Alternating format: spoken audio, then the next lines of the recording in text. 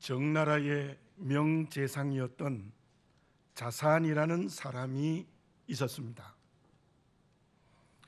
그 자상이 어느 날 길을 가다가 두 사람이 강을 건너지 못하는 것을 보았습니다.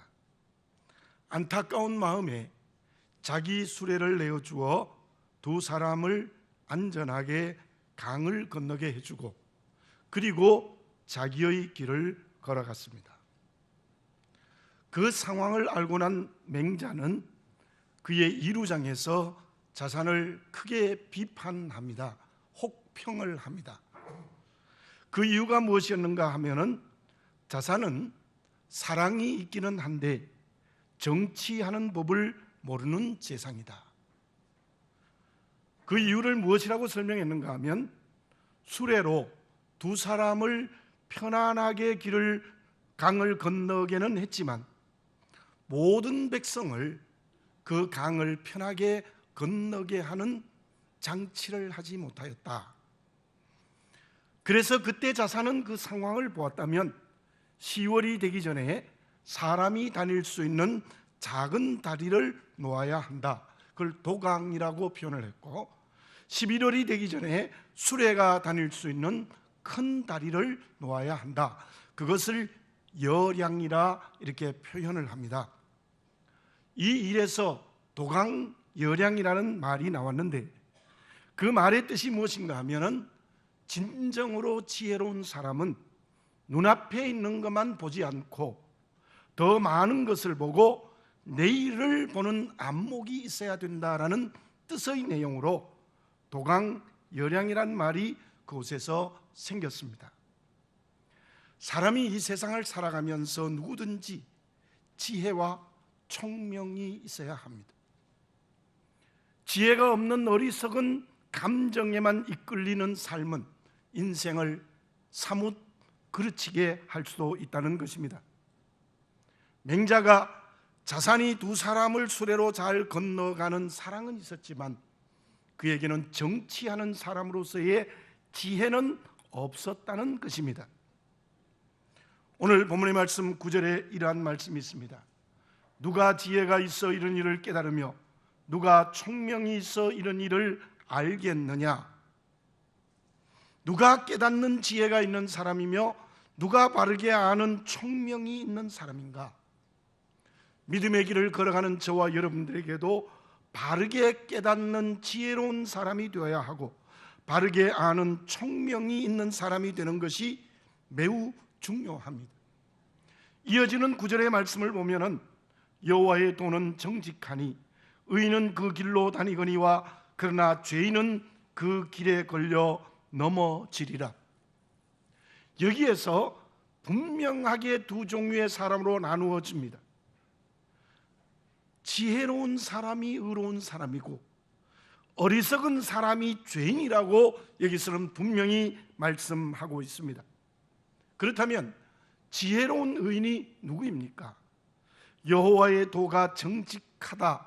그 말씀의 의미는 하나님의 말씀은 언제나 옳습니다. 하나님의 말씀은 결코 틀릴 수가 없습니다. 하나님의 말씀은 언제나 절대적으로 옳습니다. 그것을 깨닫는 사람이 지혜로운 사람이고 총명한 사람이고 그 사람이 의로운 사람이라는 겁니다. 그러나 죄인은 그 길에 걸려 넘어진다라는 말씀의 의미는 무엇인가 하면은 어리석은 사람은 여호와의 말씀대로 살지 않습니다. 하나님의 말씀을 버립니다. 하나님의 말씀에 걸려 넘어지는 사람입니다. 그 사람이 죄인이라는 뜻입니다. 여기에서는 어떤 계명의 순종과 불순종에서 의인과 죄인을 가르는 것이 아니라 하나님의 말씀대로 걸어가는 인생을 사느냐 그렇지 않느냐에 따라서 지혜로운 의인과 그리고 어리석은 죄인으로 구별을 하고 있습니다. 요셉의 10 형들을 가만히 다시 한번 묵상해 보시기를 바라겠습니다. 요셉이 아버지의 사랑을 독차지한다는 것 때문에 요셉을 미워했습니다. 심지어 죽이려고 했습니다. 물론 이해할 수 있습니다. 그러나 그들은 모두가 다 하나님의 기업을 이어갈 수 있는 자녀들인데 하나님의 말씀에 걸려 넘어졌습니다. 하나님의 뜻을 보지 아니하고 자기들의 욕심, 이기적인 뜻에만 매달렸던 것입니다. 실로 그 열 형들은 바로 오늘 본문의 말씀과 연결시켜 보면 어리석은 죄인들입니다. 그러나 요셉은 어떻습니까? 종으로 팔려가고 억울한 누명을 쓰고 감옥에 들어가고 은혜를 배신당하는 13년간의 온갖 고난의 길을 걸어가면서도 그는 하나님의 뜻을 보았습니다. 하나님의 손을 붙들었습니다.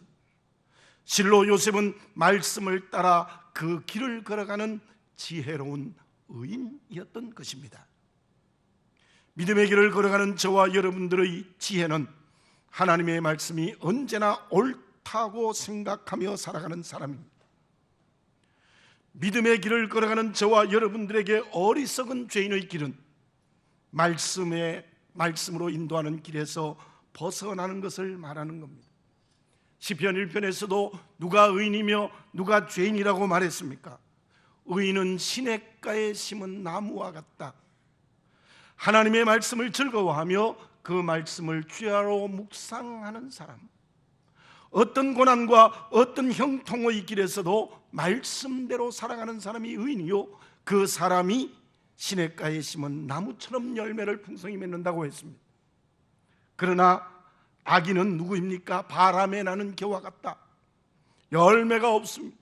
악인의 꾀를 따라가고 죄인의 길에 서고 오만한 자리에 앉는 사람이라고 분명히 말씀하고 있습니다.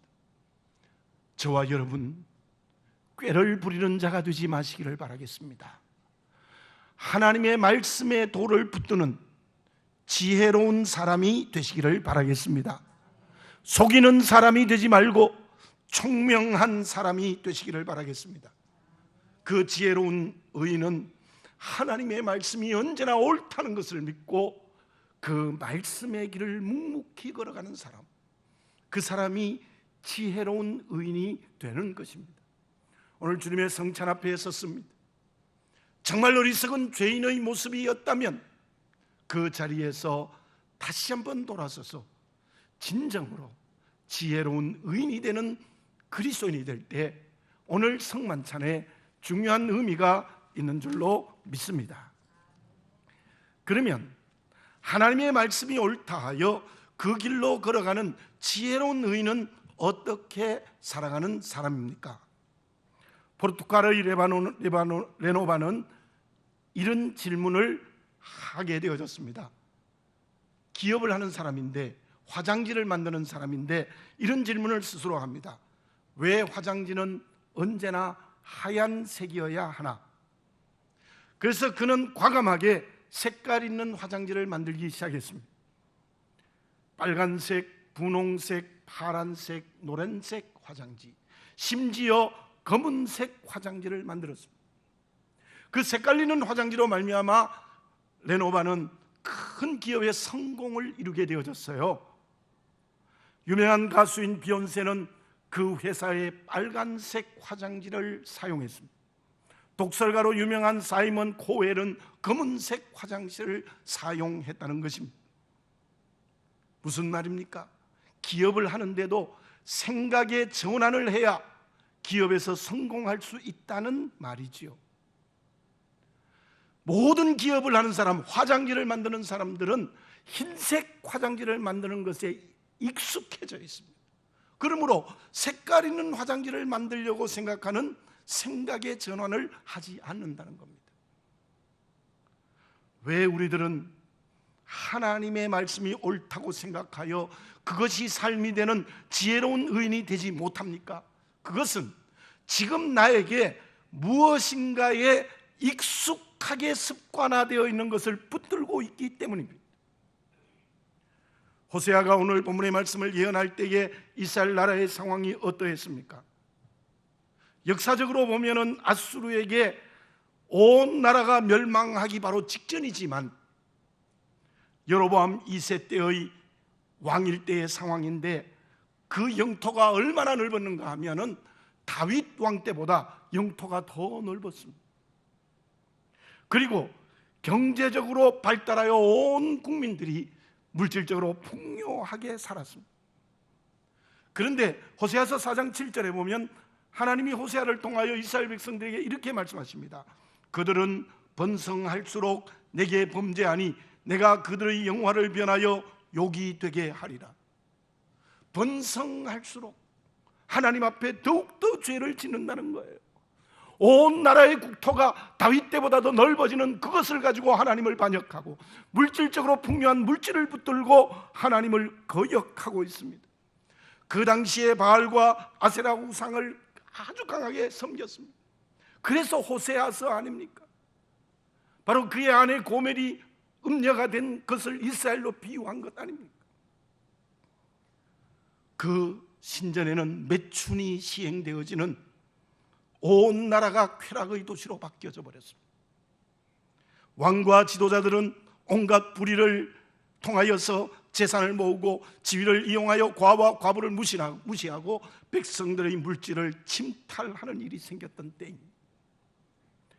그때 이스라엘이 바알과 아세라를 섬기는 데 익숙해져 있었습니다. 익숙해져 있었습니다. 약한 자를 무시하는 것에게 익숙해져 있고 백성들은 온갖 물질적 쾌락에 빠져 있는 것에 익숙해져 있었으며, 다시 말씀드리면 하나님 없이 사는 것에 익숙해져 있었다는 겁니다. 어떻게 하면 하나님의 말씀대로 길을 걸어가는 지혜로운 의인이 될 수 있겠습니까? 오늘 본문의 말씀 1절에 보면 이렇게 말씀하십니다.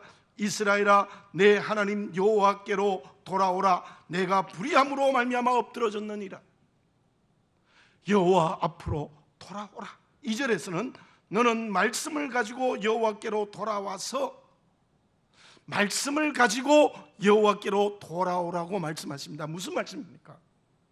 익숙해져 있는 죄를 버리고 바로 그 익숙하는 죄에서 자유하여 하나님 앞으로 돌아오라는 겁니다. 저도 대학 다닐 때 이런 경험을 한 적이 있습니다. 그 당시에 이 게임이 무엇이 나오느냐 하면 갤러그라는 게임이 나왔어요. 아마 아는 분이 있을 거예요. 저도 학교 앞에서 친구들이 가자고 해서 갤러그를 한번 했다가요, 정말 그게 깊이 빠졌어요. 돈만 있으면 50원짜리 하나 넣으면 할 수 있어. 그때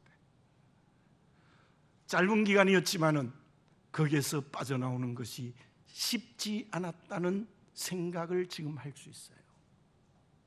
여러분, 죄라는 것은요, 나를 중독하게 합니다. 익숙하게 만듭니다. 거기서 빠져나오지 못하도록 우리를 붙드는 거예요. 오늘 성만찬 앞에 선 저와 여러분들 지혜로운 의인이 되어야 될 텐데, 그 지혜로운 의인이 되는 것은 무엇인가 하면은 생각의 전환을 하시기 바랍니다. 생각을 100% 바꾸어야 됩니다. 어떻게 해요? 그 익숙한 것에게서 자유해야 합니다. 어렵습니다. 쉽지 않습니다. 그러나 오늘 성령으로 말미암아 저와 여러분들, 내가 익숙한 죄에 빠져 있다면 그 익숙한 죄에서 자유하고 여호와 앞으로 돌아서는 생각의 전환을 하는 성령 충만한 그리스도인이 되어져야 될 줄로 믿습니다. 그렇지 않고 기어코 죄에 익숙한 것을 붙들고 있으면 우리는 거기에서 헤어나올 수가 없습니다. 본문의 5절을 제가 봉독해 드리겠습니다. 내가 이스라엘에게 이슬과 같으리니 그가 백합화같이 피겠고 레바논 백향목같이 뿌리가 박힐 것이라. 14장 마지막 부분입니다. 내가 너희 이스라엘들에게 이슬과 같게 해주겠다. 이스라엘에는 4월에서 10월까지는 비 한 방울 내리지 않는다고 합니다. 그러면 식물들이 어떻게 사느냐? 새벽에 내리는 이슬로 말미암아 사는 거예요. 시편 133편에 보면은 형제가 연합하여 동거함이 헐몬의 이슬이 시온에 내림 같도다. 헬몬산의 식물들이 어떻게 사느냐? 새벽에 내리는 이슬로 그 생명이 자라는 것입니다. 보이지 않는 이슬과 같은 은혜가 그렇게 큰 역사를 일으킨다는 것입니다. 어떤 사람에게요, 죄의 익숙함에서 자유하여 하나님 앞으로 돌아서기만 하면 하나님께서 이슬과 같은 은혜를 주시겠다는 약속의 음성입니다. 누가복음 15장에 나타난 둘째 아들은 아버지께 돌아왔다는 게 무엇입니까? 아버지의 품을 떠난 것에 익숙해져 있었습니다. 그 익숙한 쾌락 때문에 돼지집에 들어가는 비참한 삶으로 돌아갔습니다. 그러나 그는 거기에서 자유하여 아버지께로 돌아온 것입니다. 아버지께로 돌아왔습니다. 그때 아버지는 그 아들에게 이슬과 같은 은혜를 주시어서 자녀의 자유를 회복해주는 큰 역사를 일으켰다는 것입니다. 아합의 죄를 보십시오. 그는 끝까지 우상을 섬기고 끝까지 백성들의 재산을 자기의 것으로 만드는 곳에 습관화되어져 있고 익숙해져 있었습니다.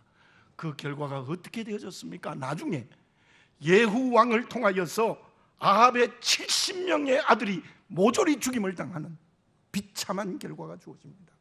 자기들만 그 피를 개들이 핥는 것이 아니라 그 아들 70명이 예후에게 죽임을 당하는 하나님의 심판을 받았던 것입니다. 앙드레 지드가 쓴 지식의 양식이라는 글에서 이런 이야기가 있습니다. 부르본의 지방에 살고 있는 어떤 노처녀가 있었다. 그 노처녀의 장 속에는 많은 약들로 가득 차다. 무좀약도 오랫동안 사용하였고, 또한 두통약, 복통약, 인후염약, 종기를 치료하는 고약, 심지어 흡입기의 산소호흡기까지 있었다. 온갖 약이 장 속에 가득 차 있었다. 앙드레 지드는 그 글에서 이런 말을 합니다. 그것을 버리지 않으면, 그것을 온전히 버리지 않으면 그 사람은 영원히 건강을 회복할 수 없을 것이다. 저와 여러분, 영적으로 건강해야 됩니다. 영적으로 튼튼해야 합니다. 정말 지혜로운 의인이 되는 길은 무엇인가? 지금 저와 여러분에게 아직도 익숙한 죄를 붙들고 있다면 그것을 온전히 버리는 역사가 오늘 우리에게 일어나야 될 줄로 믿습니다. 그리고 하나님 앞으로 돌아서는 겁니다. 말씀 앞으로 돌아서는 겁니다.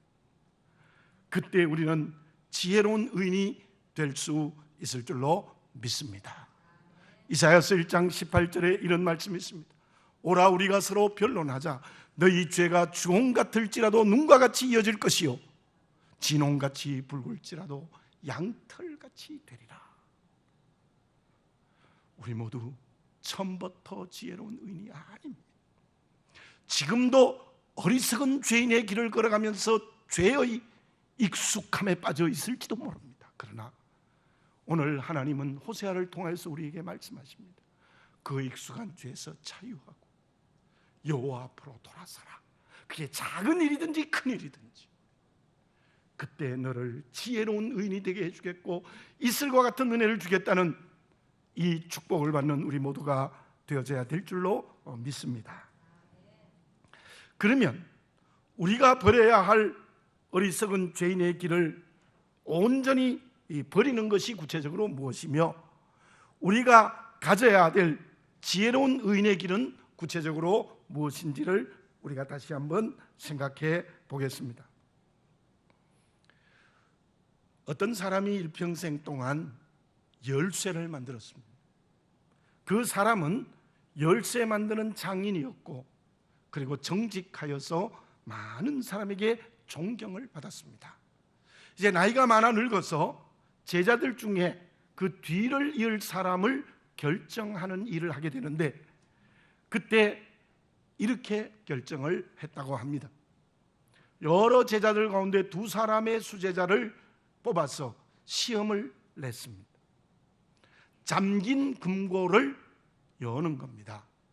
열쇠를 주기는 주는데 그 열쇠는 그냥 여는 것이 아니라 여러 가지 방법을 동원해야 그 금고를 열 수 있는 열쇠를 똑같이 주었습니다. 첫 번째 제자는 10분 만에 그 금고를 열었습니다.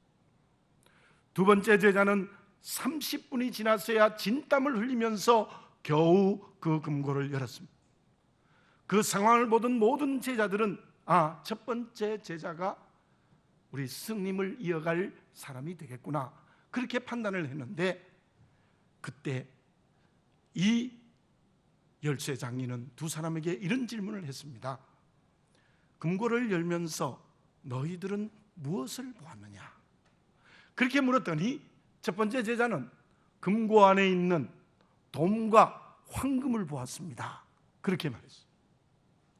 근데 두 번째 제자는 어떤 말을 했는가 하면, 저는 열쇠로 금고를 여는 것만 관심을 가졌기 때문에 열쇠밖에 보지 못했습니다. 누가 그 사람을 이어갔을까요?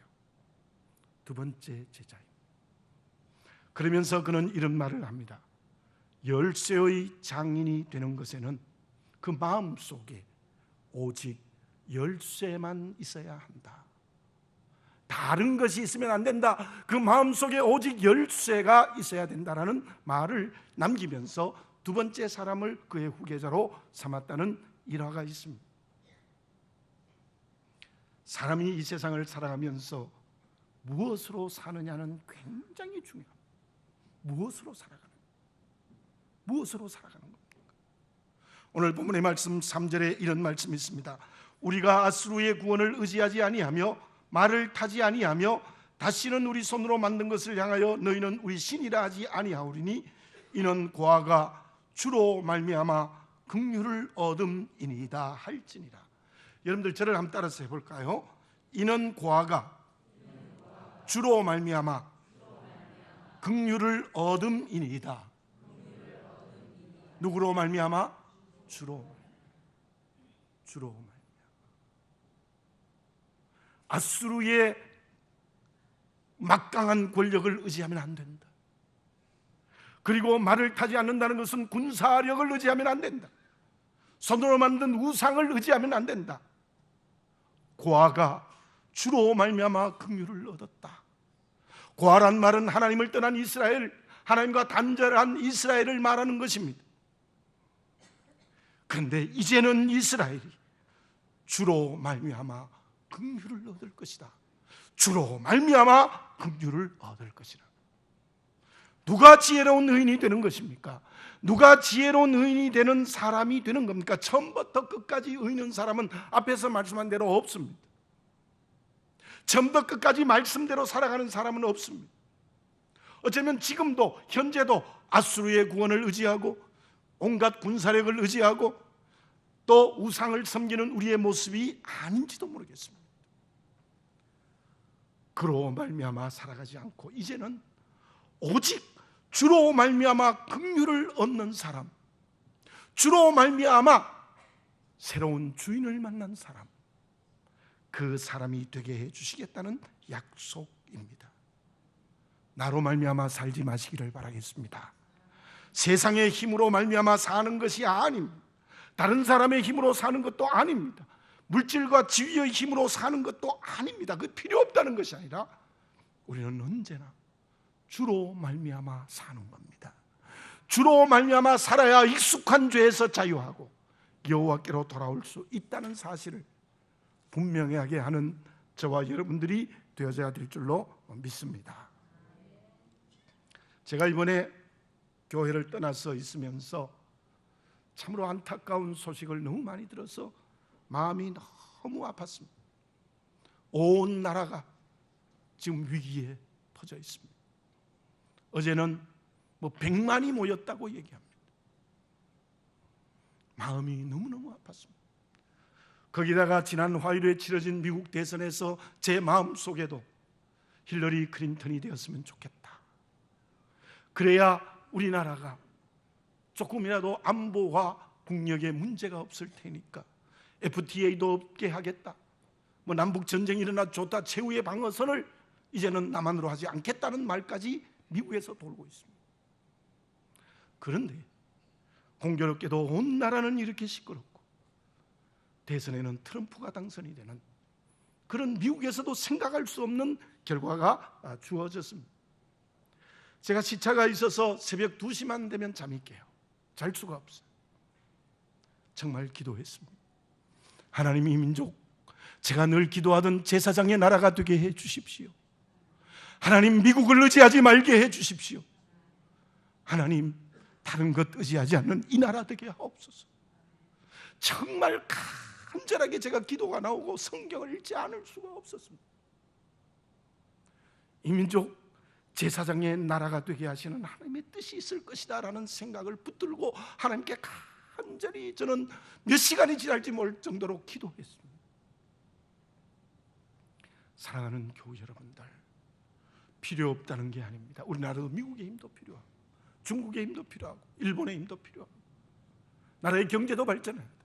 이 나라의 문제도 잘 안정이 돼야 되는 많은 일들이 필요하지만, 그러나 이 민족이 가장 중요한 것은 주로 말미암아 하나님으로 말미암아 세워지는 제사장의 나라가 되는 것입니다.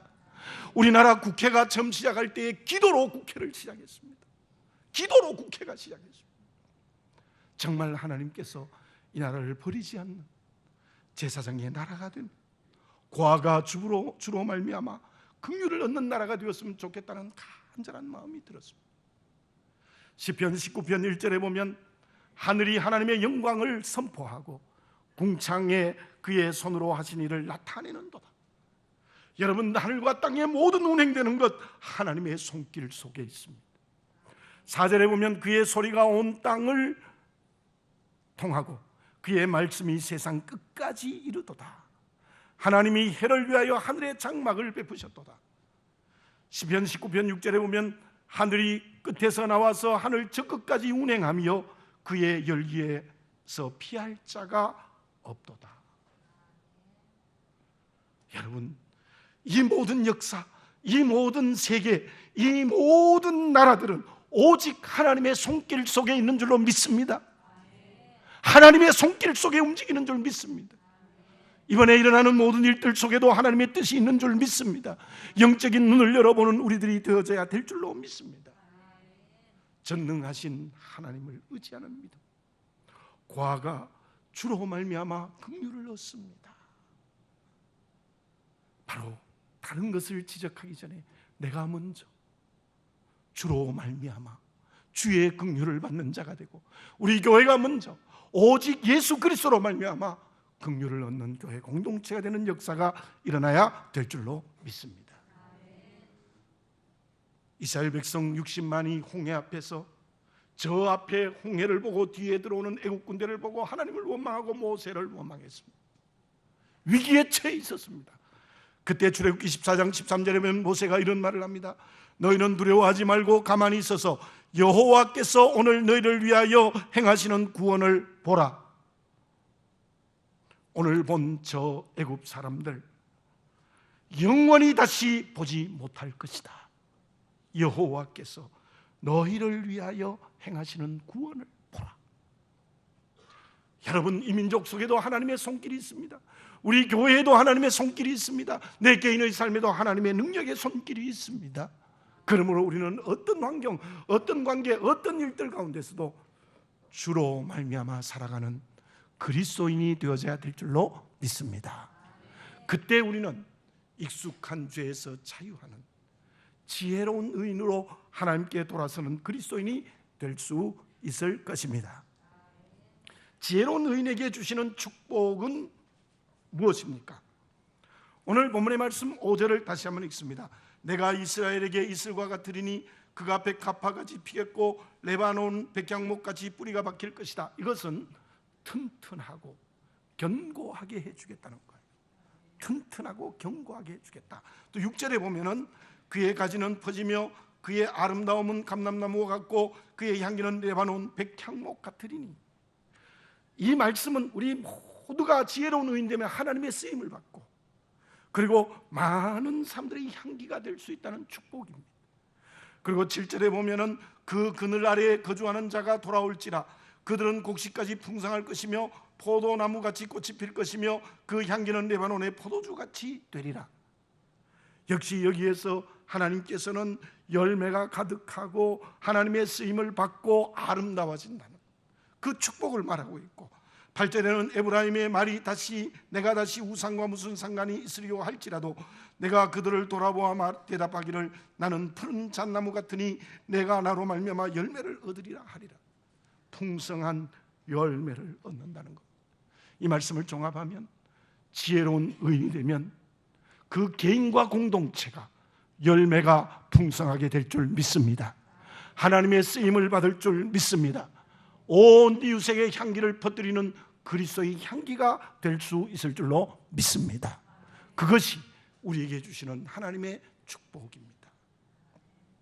이런 말이 있습니다. 망치가 가벼우면 못이 솟아난다라는 말이 있습니다. 망치가 가벼우면 못이 솟아납니다. 망치가 무겁고 튼튼해야 못을 제대로 박을 수 있다는 말이지요. 여러분, 우리의 인생에, 우리 교회의 이민족에게 못이 자꾸 솟아나고 있지 않습니까? 그 이유는 내 인생의 망치가 가볍기 때문입니다. 그 망치가 우리에게 무엇입니까? 바로 지혜로운 의인이 되어 하나님의 말씀대로 삶의 길을 걸어가는 사람입니다. 오늘 주의 성만찬 앞에 서서 정말 내가 새롭게 성령으로 익숙해지는 죄에서 자유하여 주로 말미암아 살아가는 지혜로운 의인이 되는 변화를 체험하는 우리 모두가 되어져야 될 줄로 믿습니다. 기도드리겠습니다. 사랑하는 아버지 하나님, 감사합니다. 저희들 자신을 다시 한번 돌아보게 해 주시옵소서. 아직까지도 온갖 죄에 익숙해져서 내게 있는 세상 가치를 멋대로 사용하고 쾌락의 길로 사용하지 않습니까? 그 죄의 익숙함에서 자유하게 하여 주시옵소서. 그리고 이제는 오직 주로 말미암아 살아가는 지혜로운 의인이 되게 해 주시옵소서. 그래서 그리스도의 향기와 편지가 되고 열매가 풍성하고 하나님의 쓰임받는 그릇이 되게 하여 주시옵소서. 아버지 하나님, 어리석은 죄인이 되지 말고 지혜로운 의인이 되게 해 주시옵소서. 예수님의 이름으로 기도드립니다. 아멘.